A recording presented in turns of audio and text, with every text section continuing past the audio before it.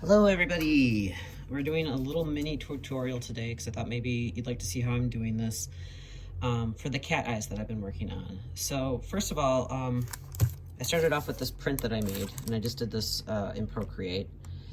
And it's basically what I want. It's just not very vivid because my printer's just not that great, not for fine art prints. So I'm just not getting quite the colors I want. And then also, once I cut out the pupil to mount it on my eyeball, it just, it looked kind of tattered. So I decided to paint over this one. So this is a painted one. And I didn't add a whole lot of paint, just a little bit to make it more vivid. And also just to hopefully make everything a little bit more even. So basically what I'm doing is I'm using some paints, acrylic paints, yellow, green, brown, and a little bit of black and white, which I usually don't recommend, but here we are.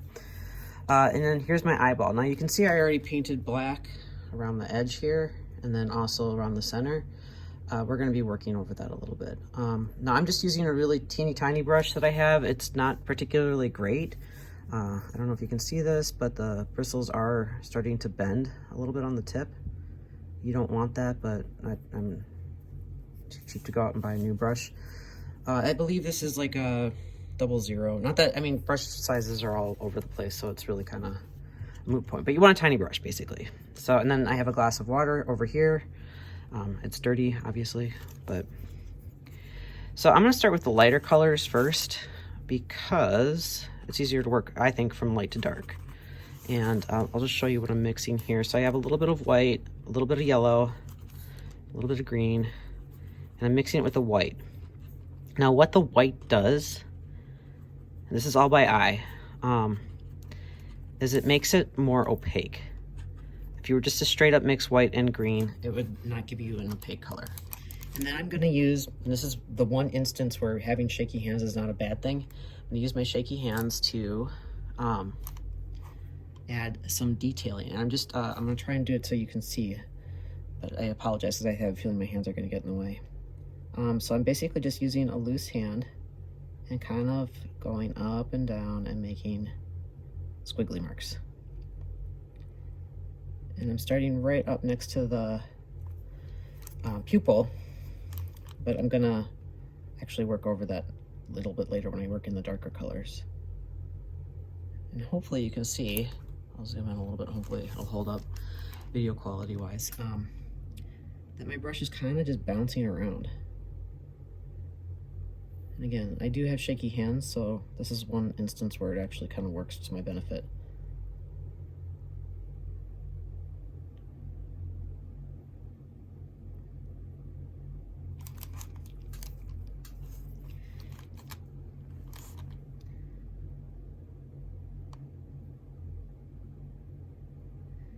And the way the eye works is it's basically, and this is my super dumbed down version as I understand it, so if there's any ophthalmologists or optometrists out there who want to weigh in, I'm sure you know more than I do. Basically the iris, the colored part, is like a muscle that contracts and closes up the pupil. So when you see these little tiny lines, you're actually seeing like the threads of the muscle that contract the pupil. Again, this is how I understand it.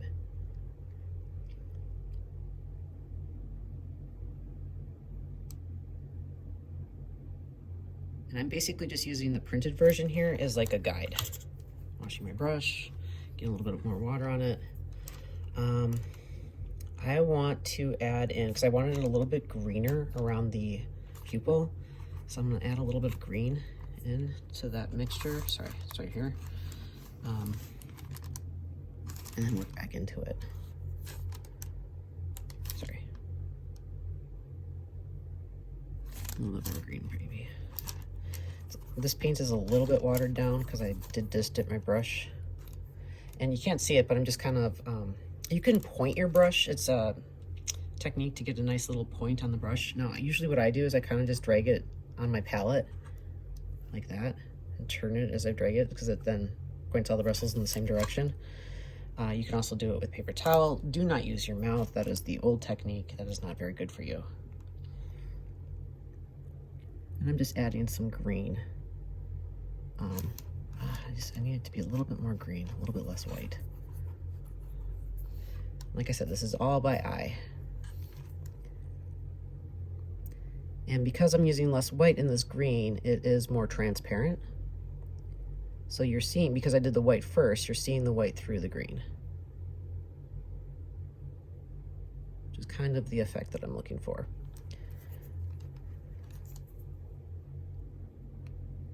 And I'm kind of also glancing over at the other one because I want them to match, though not exactly. What's that little makeup thing? You want the eyebrows to be sisters, not twins. Same idea here. I'm gonna actually close in this pupil a little bit because I think I got a little too wide when I blacked out the pupil here.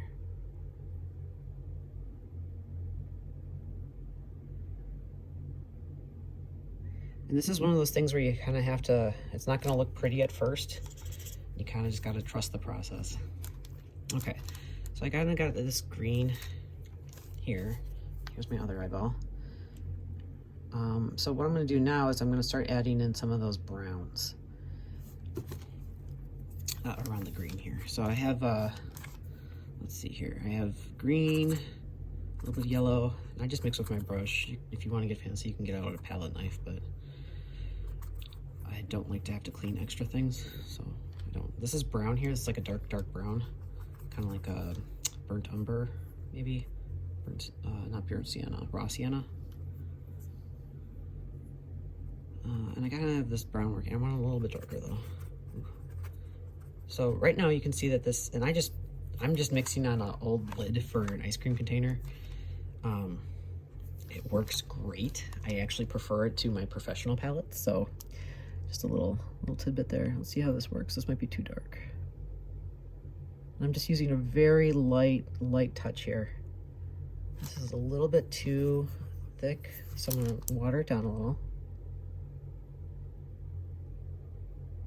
And then I'm gonna just start adding some of those threads that are those teeny tiny muscles that are in your iris. Add them in.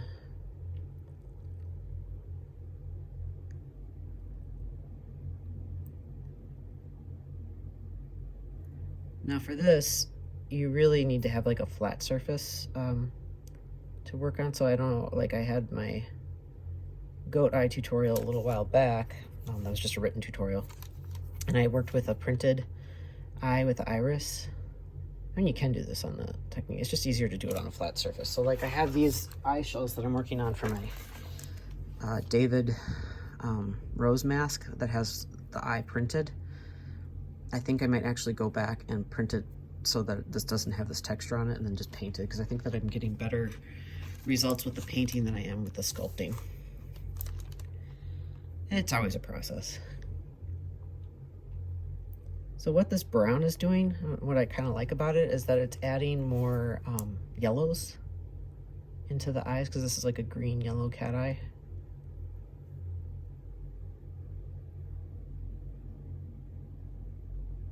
And again, just kind of squiggling my way around. Sorry for the camera unfocusing. It's just wanting to focus on my hand, and then on my on the brush, it's kind of going back and forth. So I apologize for it going in and out of focus.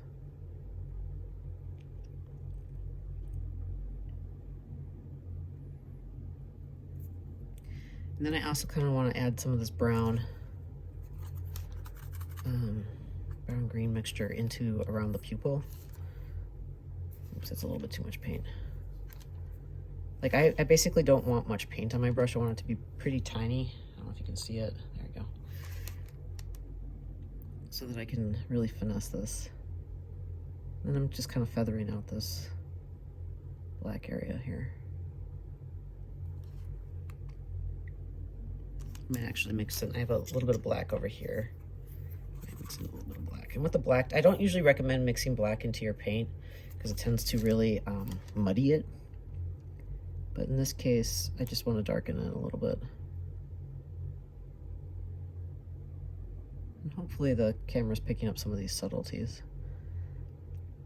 I don't even know, honestly, when this eye is finished, I don't know if this is gonna play out, but we'll try it. So one of the things is that because I'm gonna encase this in resin, is that the resin is gonna magnify my paint job, which is another reason I wanted to add the paint instead of just doing the print, because I don't want you to like see the DPI, that, you know, the dot printing pixels, whatever. And the paint's gonna help break that up. I don't really like how this looks right here, so I'm gonna kind of bring it in a little. And honestly, after I work this eye, I'm probably gonna go back to the first eye and just tweak it a little bit too. Because I find that as you work on something, you get better at it. So if I'm working on this eye, in the half hour that I work on the second eye, I'm gonna get better at it, and then I'm gonna want to tweak the first eye a little bit.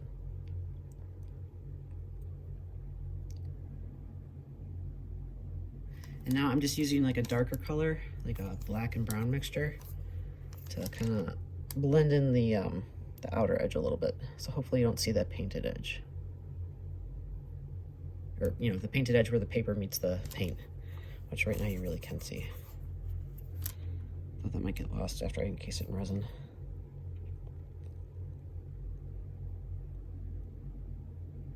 I'm just doing little tiny movements, bleeding that edge into the main iris.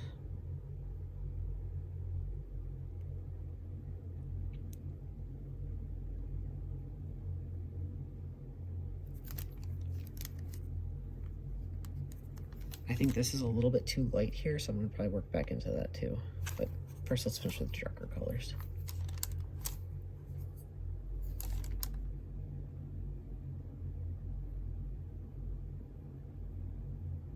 What you don't want is, like, see how I have this hard edge here from when I painted the black circle around the paper? I want to get rid of that.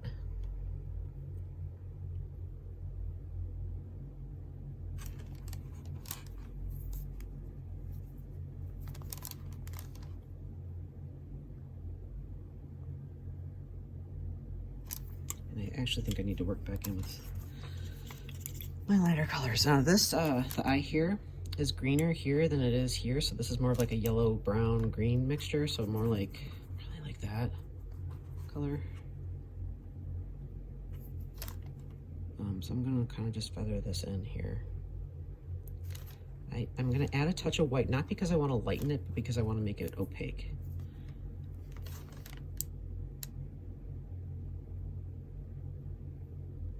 If you add just a smidge of white, the white, this is titanium white, by the way.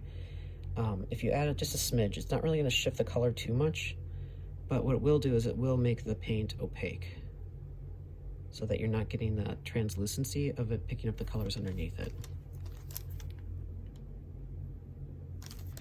Not a lot though. Oops. If you're using zinc white, that's a transparent white, so it's not going to do the same thing. And again, just kind of keeping that weird little zigzaggy movement.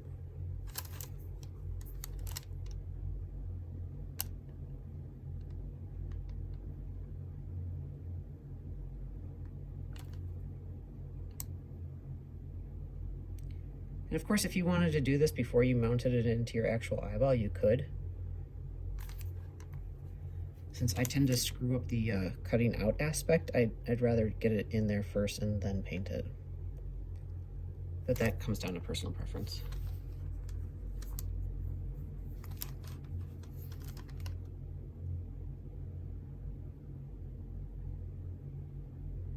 See, that looks a little too painty there, so I'm just touching it with my finger to kind of blend it and smoosh it out.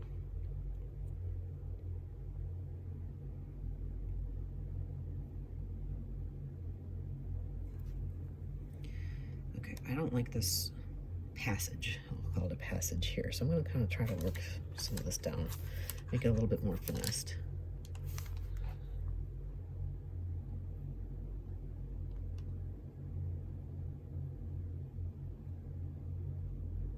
Actually just going to kind of obliterate that. Usually I wouldn't advise doing sideways strokes, but well, here, that's where we're at. Okay, just a little bit of green. I get that weird brown green mixture again. Okay, and then I'm gonna kind of just finesse this a little.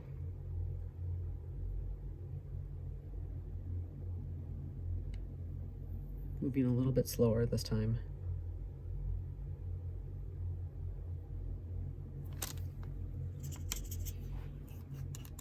Still not very happy with it. And here's the beauty of acrylics, is that if you're really not happy with it, you can just paint over it. If you're using watercolor, you would not have this benefit. You could use watercolor if you want to. I wouldn't mount the paper in first. I'd paint it separately and then put the paper in. But it can be done. But watercolor is inherently translucent, so it can be a little bit more difficult to work with. There. So I'm getting some really nice stuff happening here. I want more of that. So let's see if I can add in a little bit more without overdoing it.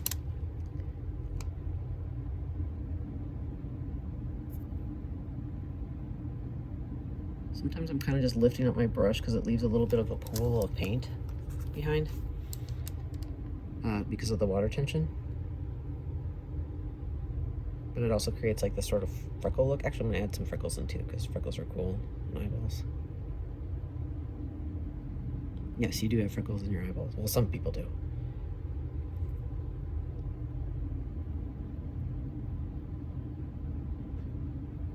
I think eyes are neat. You know, there's just so much depth to them when you start to really look at them. And feel free to like Google some reference images to really, you know, see what's going on. Now I'm adding, like, you know, it's a cat, but it's also, you know, going to be on a human-sized mask, so I'm adding in more detail than there actually would be, I think. Unless you're looking at it with a macroscope or whatever. Macroscope. But just because that's what I like to see, is like this excruciatingly intense detail. So I think that it just makes it more interesting. I kind of want to work back into this though. I don't know, I'm not happy with this passage here, but overall I'm pretty happy with where the eye is going. And make sure that you're turning it around so that you're not just working one part, because that's kind of what I was doing. You know, look at it at all angles. Because even if you think you're doing the whole thing, I think if you turn it, you'll find that you're not.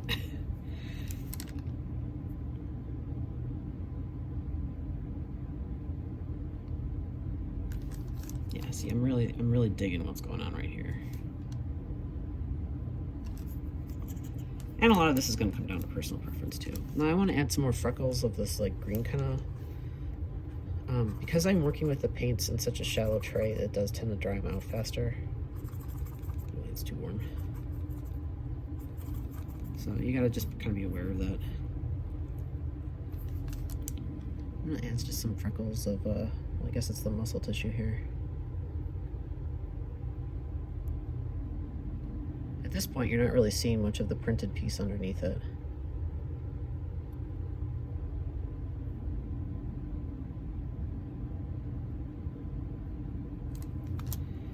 But in a way, it's kind of cool because it does make it more individual.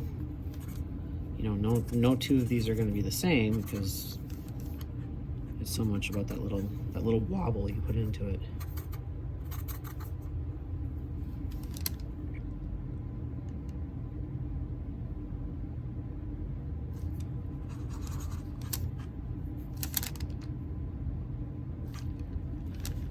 I'm just having trouble mixing up quite the color I want.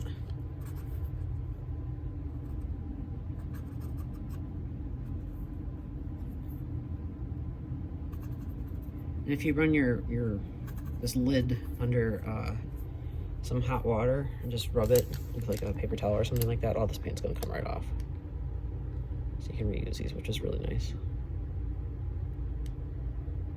I like that white spot right there. And keep in mind that some of this is going to get covered up by the eyelid. A little bit more black. I need some darker color here. There we go. That's too much paint on my brush.